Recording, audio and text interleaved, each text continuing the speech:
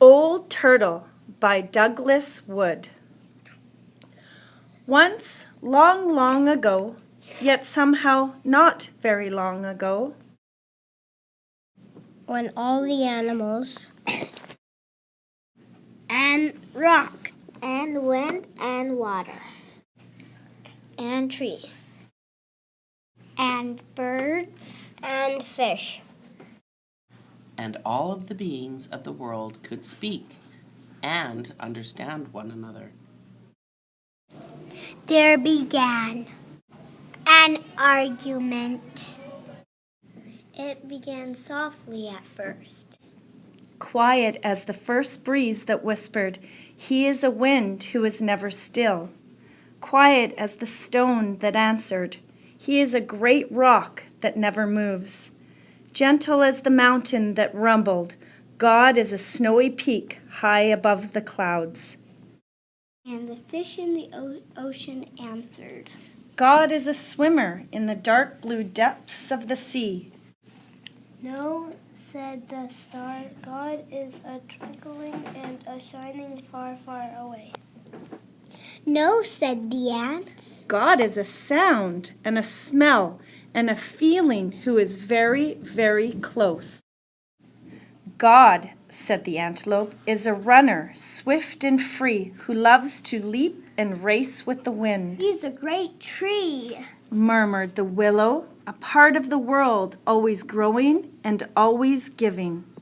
"You are wrong," said the island. "God is like the shining sun, far above all things," said the blue sky. "No, he is a river."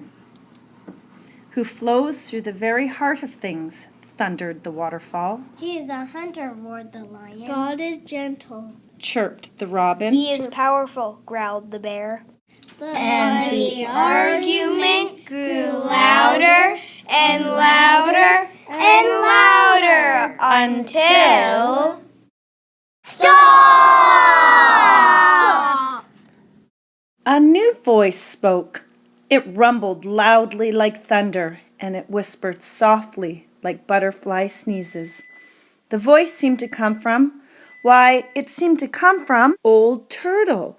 Now, Old Turtle hardly ever said anything, and certainly never argued about things like God.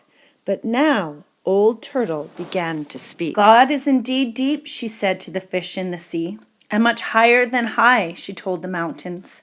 "God is gentle and powerful, above all things and within all things.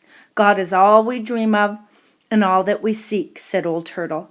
"All that we come from and all that we can find, God is." Old Turtle had never said so much before. All the beings of the world were surprised and became very quiet.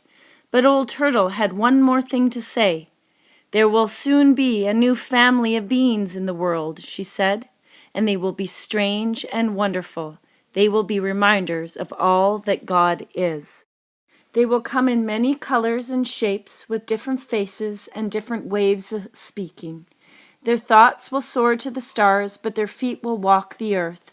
They will possess many powers. They will be strong yet tender, a message of love from God to the earth, and a prayer from the earth back to God." And the people came. But the people forgot. They forgot that they were a message of love and a prayer from the earth. And they began to argue about who knew God and who did not, and where God was and was not, and whether God was or was not. And often the people misused their powers and hurt one another or killed one another, and they hurt the earth until finally even the forests began to die.